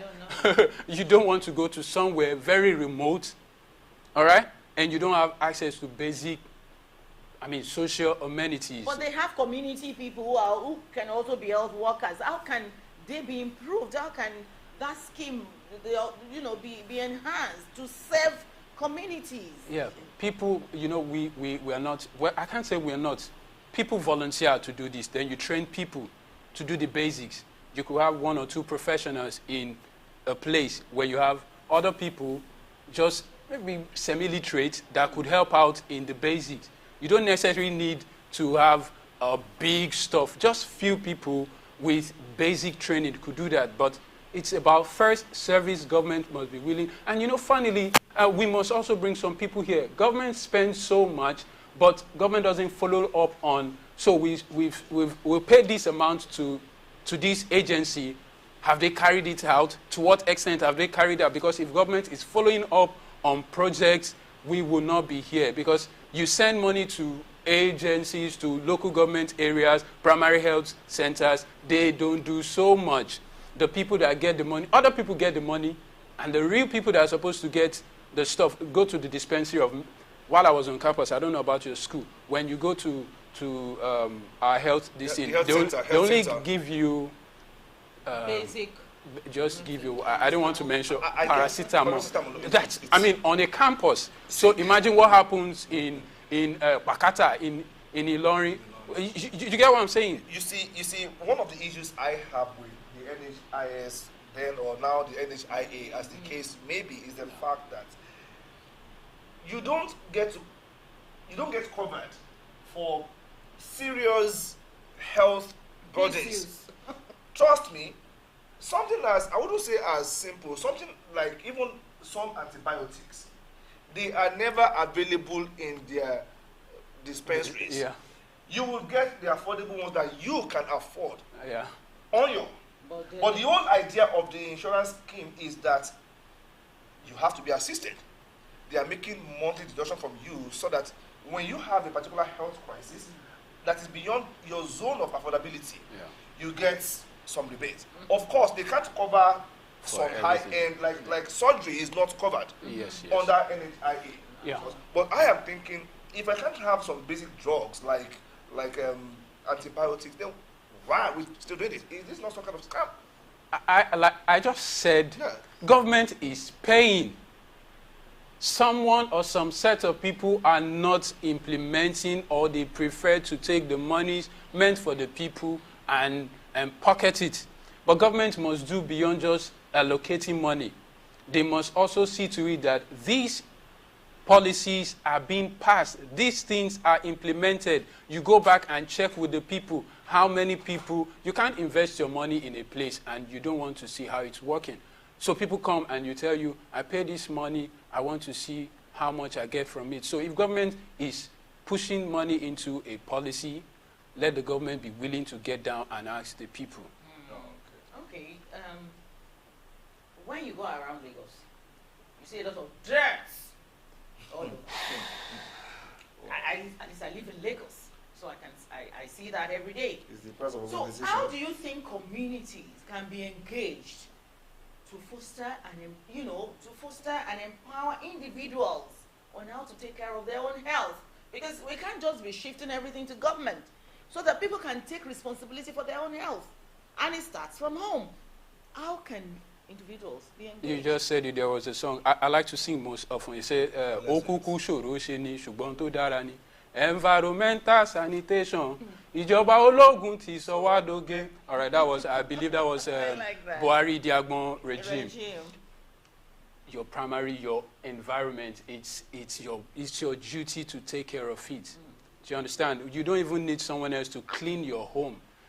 And it starts from the home, but we don't see ourselves as community. Nobody is accountable to anybody, so you wake up, you can dump refuse indiscriminately into the waterways. You can wake up and you don't want to pay for the guys that are refuse collectors. You want to go drop it in the drainage system. We should wake up and out of responsibility first to ourselves, because some issues like malaria could be taken care of. Ventilation, clean up your environment. You will reduce mosquito bites around you. You get the mosquito treated nets and cover yourself. So when people remember that their action has a way of affecting another person and they can be held accountable for this, it will save us a great deal. So it starts from you and I. When you go to the restroom, remember to clean it properly for someone else who is cleaning or who is coming to use. Don't eat and drop refuse on the road. You don't need to be arrested, you know. Honestly speaking, we can't talk enough about health. After all, health is wealth. We are alive because we are taking care of our health in a particular context. So the issue about health will continue for time and time again. Thank you very much, Juby Ofiene. It's always a pleasure. I always being like here. to have you here in the studio. Thank you very much. The show is still early exchange and we're not ending it yet. We still have just one more segment, but that is after this particular timeout. Stay there with us.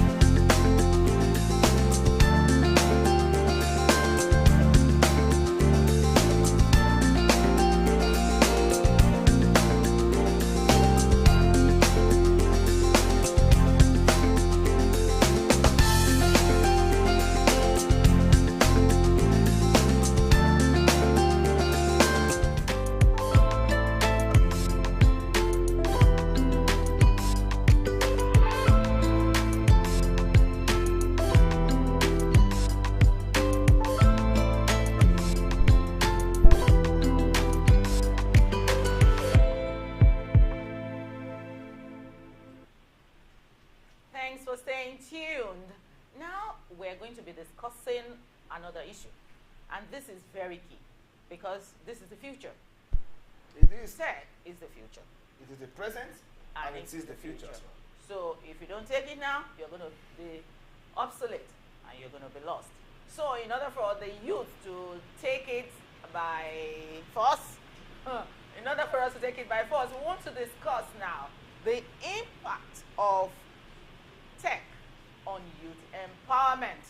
Let us examine, and in the studio with us today to do that justice is Ahmed Jayola, who is a tech enthusiast and broadcast consultant. Welcome to the studio, Ahmed. Thank you. Thanks for eating our call all the time.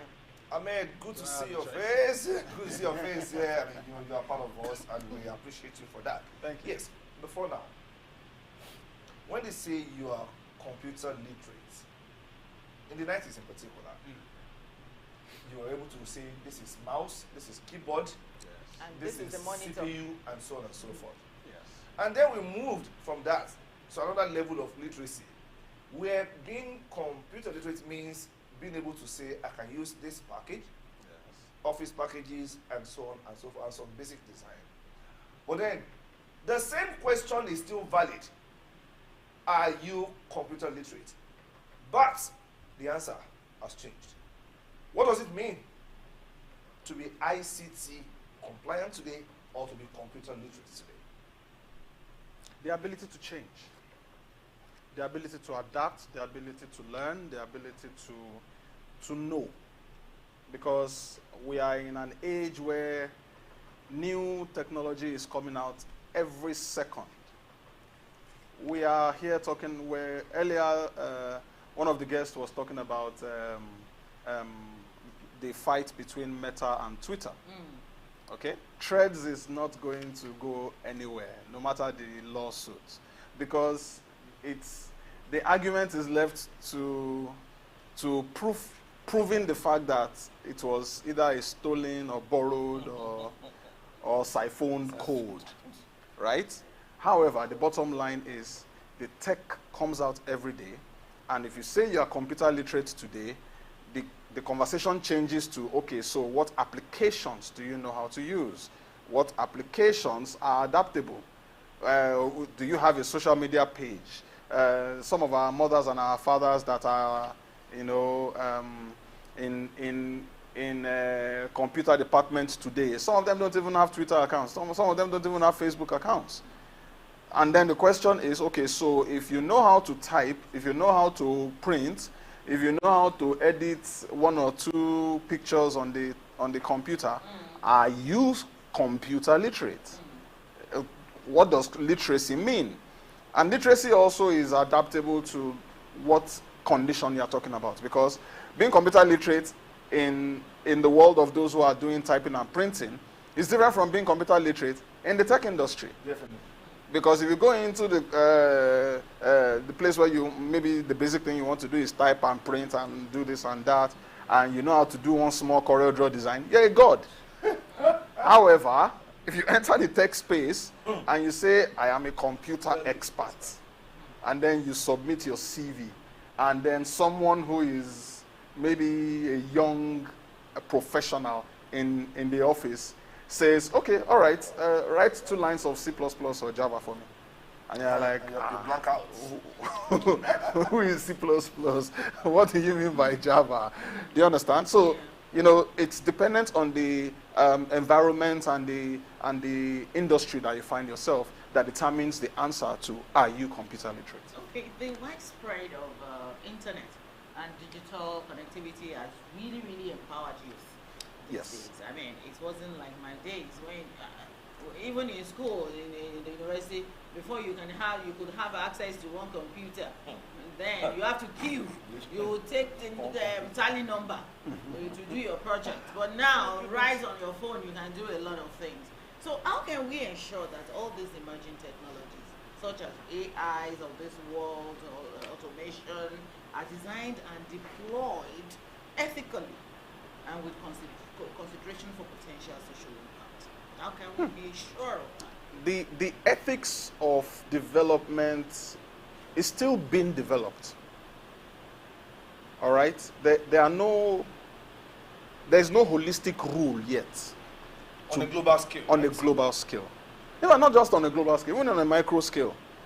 Even in Nigeria alone, the rules around I am a tech savvy person changes by the day, because you find yourself in a situation where, number one, the fact that everything that you are doing is, how do I put it now, guided by some form of technology that is new, okay? It's guided by the fact that you have to learn every day about the new technologies that are coming up, and then you have to be adaptable to whatever it is that the workspace requires, all right? So that is making a lot of ethical decisions difficult. That is even assuming that the people that are going to put the ethics together are as literate as you are, because 3/4 of those who are going to make the rules are not even in that industry. They don't even understand what it means to say maybe you are doing UI UX, for example. You understand? So the conversation is, the jury is out there on what you will call an ethic. Let's speak to youth empowerment and ICT for real. The world of work has changed. The future of work is competitive. You either fit in or you are thrown out by default. Now, for young people out there, there are some skill sets that they need to acquire for them to be relevant in the world of work, either now or in the future to come. So would you just speak to maybe one or two of such critical tech skills that you think young people must latch onto? I know that some are latching onto it, but some are still ignorant of it. I still had I wouldn't call it the misfortune, the honor of reading someone's CV who said she had been looking for a job for quite some time now, a graduate of an engineering department. And she was like, okay, I wanted to help. Okay, let me link you up to someone who can employ you. But what packages do you use? This lady cannot use any office package. This lady has no idea of what CorelDRAW does. Nothing. By my own estimate, though I am not an HR professional, she was not employable.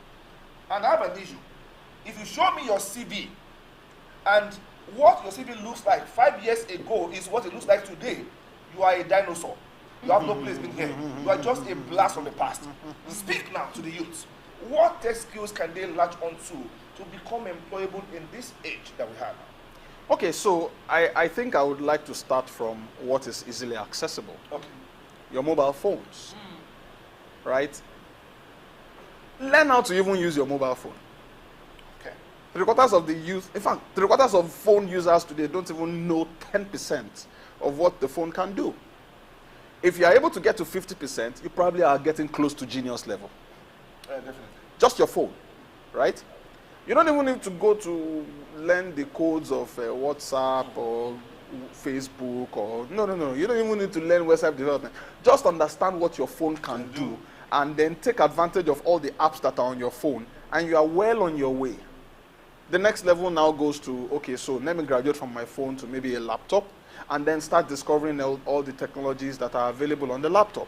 So basically, if I'm going to be mentioning the skills by name, one, understand what it means to write scripts. Because whether you like it or not, scripting has become a mainstay of the industry.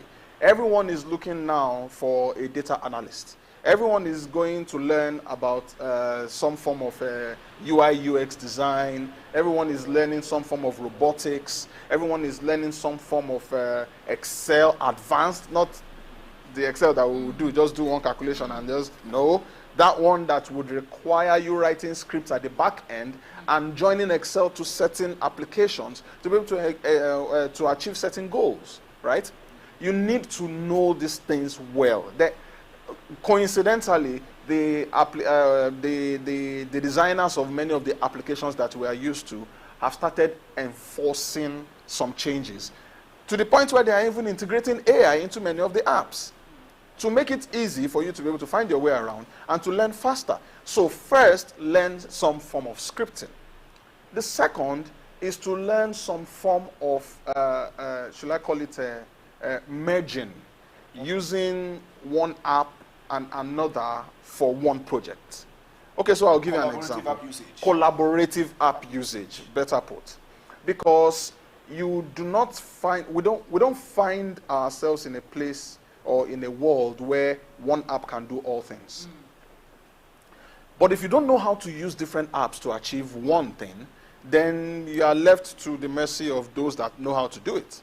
And if you are talking about going to use it to get a job, secure some form of leverage with some company, or getting it, maybe getting a contract, then you have to get people employed to be able to get certain things done for you.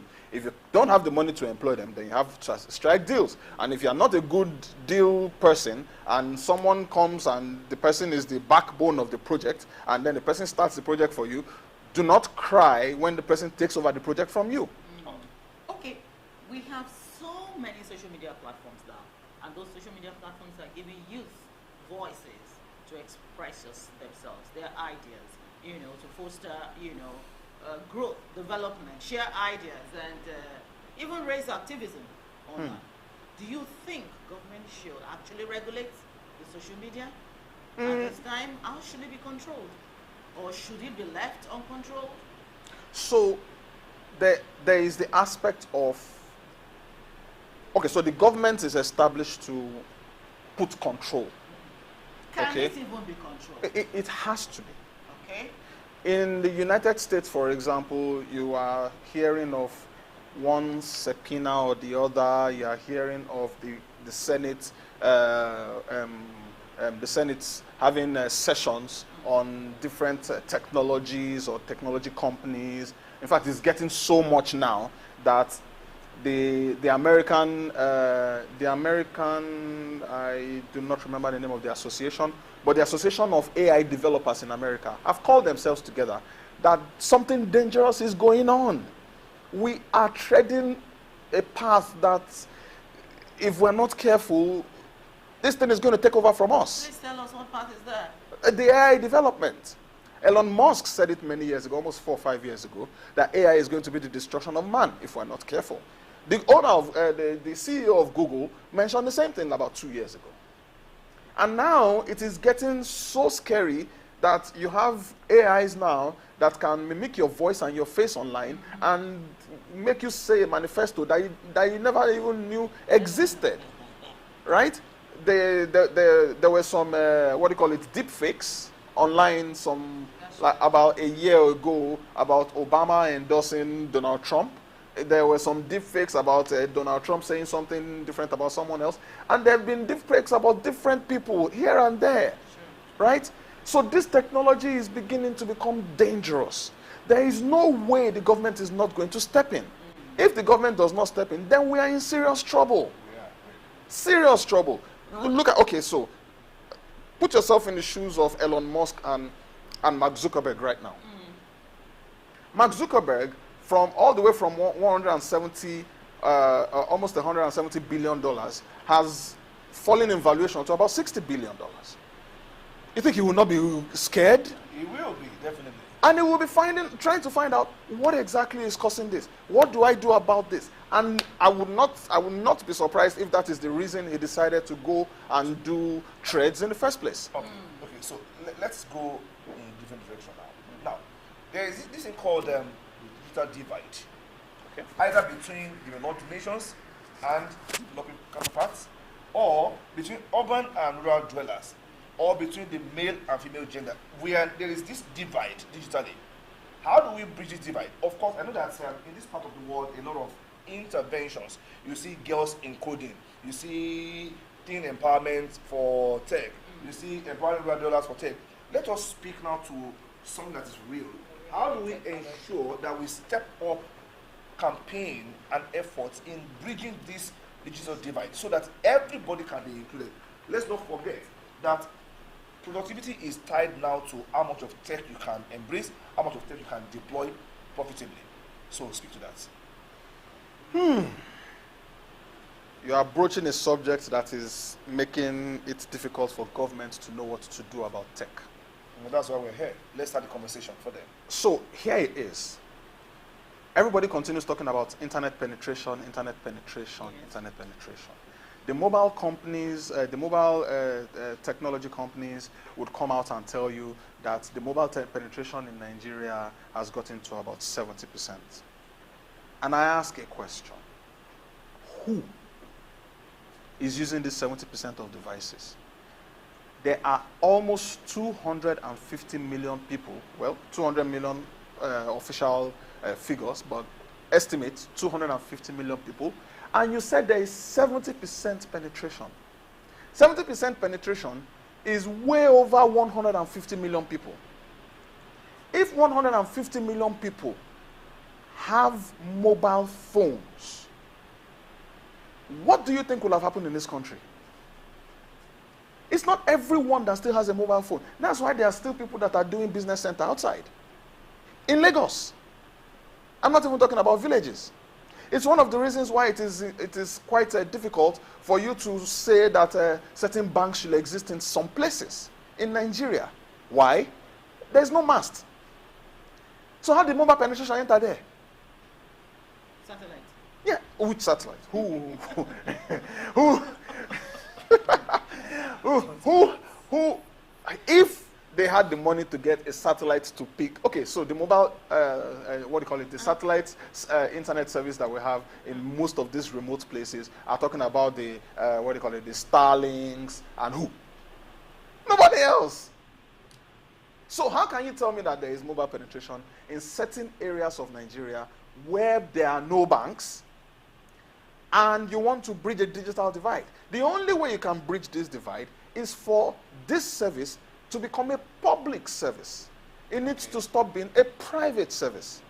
Unfortunately, government has privatized the tech sector for many years now. Well, does that stop government intervention?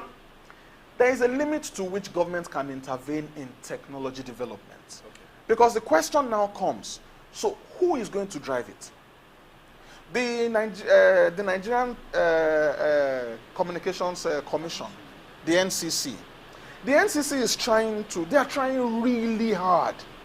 But the truth of the matter is, it's almost like trying to chase after a leopard with your feet.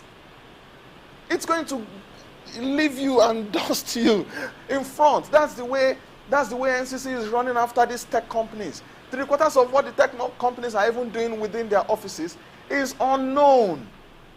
Talk less of the technology that they are deploying outside the companies. So you find a case where if government is going to get in, government needs to understand what is really going on first. If you don't understand what is going on, how do you put a policy to it? Then you now come to the part of, if you want to intervene without knowing what is going on and without having policies, what is the basis for your intervention? You know, for the mobile operators, I think most of their masts they have different degrees of what do you call it? Signals, reach. So that's why you find out that before the liberalization of the sector, I mean, even cities didn't have access to telephone. But now some remote places, even on water, they have access now. Okay. Yes. So I think the reach, it depends on the reach of the equipment, the signal. I think they are investing real good in that. Okay. So first off, when you are getting a license for a mast, there is a limited range you can go to. Even if there is an unlimited range, most of the the dBs that they use for broadcasting, the signals. No, I'm not talking about telephoning, not broadcasting. I'm coming. So that there won't be interference. Oh, I'm coming. There's no interference. The same signal that is given to television and radio is the same signal that is being sold to the mobile telecom companies. It's the same RF signal. It is the influx of 4G, 5G is what is making it look like, okay, so there is a diversion from it. But most of the 4G, 3G devices that are in Nigeria presently are all running on the same RF signal that the NCC licensed. But you know, some gigabytes are predominantly for broadcasting, some are predominantly for satellite, some are predominantly for telecoms. So those are the frequency variations within that particular one frequency. So Within that particular one frequency, you have a particular high level, you have some low levels, and you have some mid levels. Those are the things that they take advantage of. Okay, I wouldn't want us to go on this particular episode of the show, like they say, without talking about responsible netizens. Netizens is just the name for digital citizens who live on the internet. The media space is awash with videos that are not meant to be shown. You see a lot of digital pedophiles, so to speak, sharing pictures of things that are done wrong with younger ones. Now, how do we as parents, how do we as custodians of culture promote the idea of responsible netizenship in a context? We. Oh, we are all stakeholders there. Well, we might be stakeholders, but who is actually watching what our kids are accessing on their phones? That's where the question came in. So here is the issue. Monitoring what the activities on the web, to a very large extent, because of the cumbersome nature, has been abandoned by many parents. And most of what we are doing right now is just depending on or trusting the platforms to get things done for us. The only way we can go around this is to make sure that we ourselves try to learn about the tech, learn about the things that are going on online, have an understanding of how it can be monitored, and then we can monitor many of these things. And to see how we can also put some level of control, bring back family values, because family values is key in managing many of these things. You bring back family values. Those family values then guide the children, and the children naturally guide the content that is put out there. Okay, that is how much we can take today on the show. Thank you, Ahmed Jayola, a broadcast consultant and a tech enthusiast in capital letters, even emboldened. It's been fun talking to you. Thank you very much for staying tuned. We hope you enjoyed the show from Monday to Friday. We say thank you to all of you. Monday again, we will be here, God willing. Bumi? It's been an educating time here today, and I really did have fun. Hope you did too. Hope to see you again next time.